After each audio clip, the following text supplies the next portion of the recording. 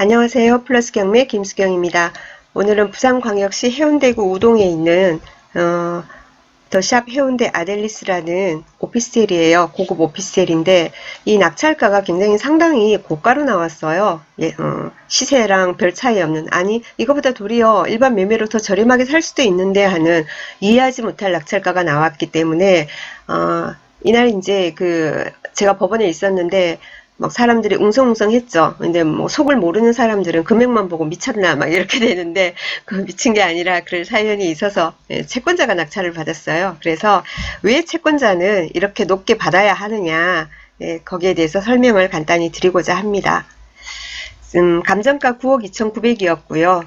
9억 2,900이었고요. 요즘 좀 안 좋죠, 시장이? 그래서 이제 보통 감정가보다 시세가 좀 낮아요.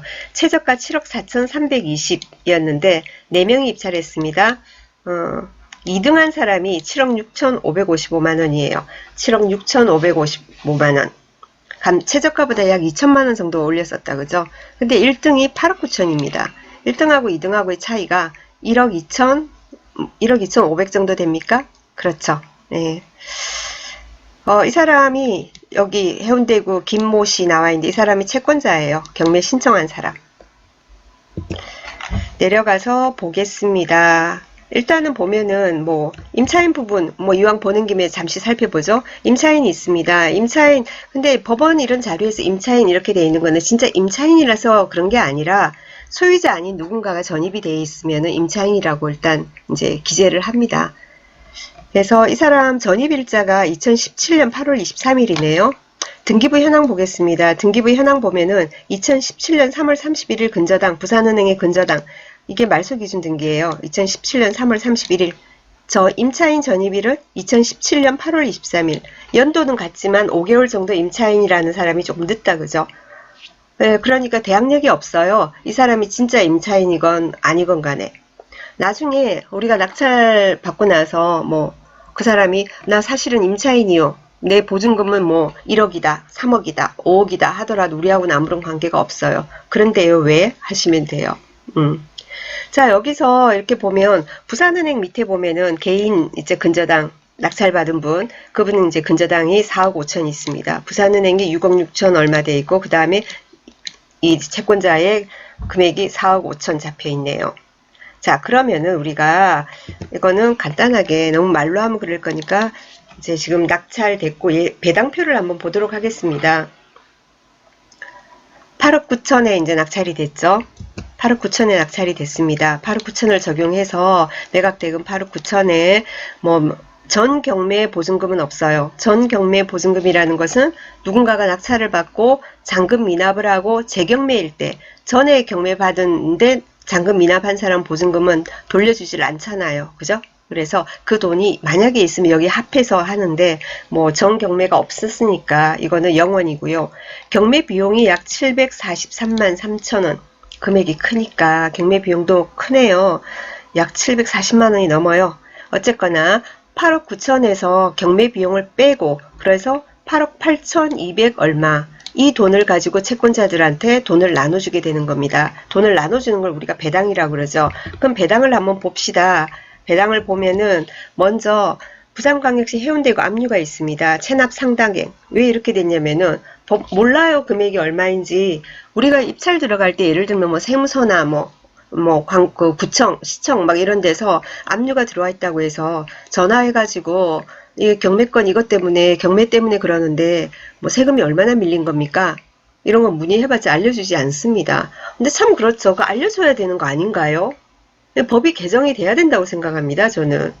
어쨌거나 해운대구 이거 체납 상당액 얼마가 있는 거를 받아가고 그 다음에 이제 부산은행에서 받아갑니다. 부산은행에 6억 6,660만원 하는 거는 채권 최고액이라서 이 금액까지 받을 수 있죠. 근데 정확한 금액은 알 수가 없어요. 그거는 나중에 이제 계산 다 해가지고 배당일 3일 전에 배당표가 확정이 되거든요. 그러니까 또 우리가 뭐 알 수도 없는 것이고, 어쨌거나 부산은행이 최고로 받아갈 수 있는 한도가 6억 6,660입니다. 이거보다 좀 적을 수도 있고 그렇겠죠. 그렇게 부산은행 다 받고 남는 돈을 채권자가 받게 되는 겁니다. 그래서 이 사람이 지금 일단은 뭐 압류 금액은 모르니까 세금 부분은 빼놓고 부산은행이 이 채권 최고액만큼 다 받아간다고 생각할 때 이 사람은 2억 좀 넘게 배당을 받는 겁니다. 자기가 원래 받아야 할 돈은 더 많죠. 자, 이렇게 되는데 아까 이 사람이 8억 9천으로 낙찰을 받았으니까 이렇게 배당이 되는 건데 이래도 자기가 받을 돈이 아직도 덜 받았는데 아까 뭐였죠? 7억 6천?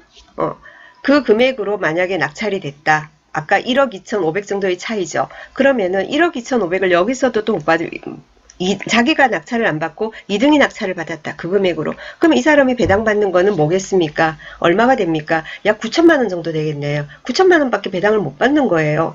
그러면은 이 사람이 실제로 받을 게 예를 들면 4억 5천이다. 4억 5천에서 9천을 빼면 얼마예요? 3억 6천이지 않습니까? 3억 6천을 이 소유자의 다른 재산이 있으면 다른 재산을 또 경매를 넣는다든지 뭐 다른 뭔가 방법을 찾아서 회수를 할 수 있겠지만 그럴 가능성이 없는 거예요.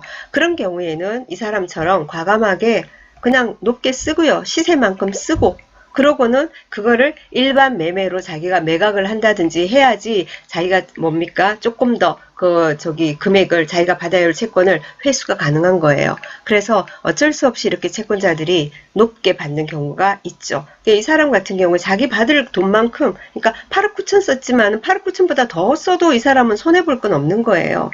그죠? 한 10억 써도 되죠? 한 10억 써가지고 시세보다도 훨씬 높게 10억 써가지고 하고 그렇게라도 해서 낙찰 받아서 일반 매매를 해가지고는 그러면은 조금 더 회수가 가능하고 한쪽으로 계산이 돼야 되겠죠. 그래서 이렇게 채권자들이 어쩔 수 없이 높게 받는 경우도 있으니까 법원 가서 경매 구경하시다가 엄청나게 높게 받네 막 그러고 경매가 아니다. 제정신이가 시세조사 했나 어쩌고 저쩌고 하면서 비난을 한다든지 웅성웅성 한다든지 하는 거는 그거는 경매 초보라는 뜻입니다. 그래서 사례를 들여서 채권자가 고가의 낙찰을 받는 사례를 보여드렸습니다. 최근에 있었기 때문에 생각이 나서 보여드립니다. 자, 오늘 여기까지 하겠습니다. 수고하셨습니다. 다음 시간 또 뵙겠습니다.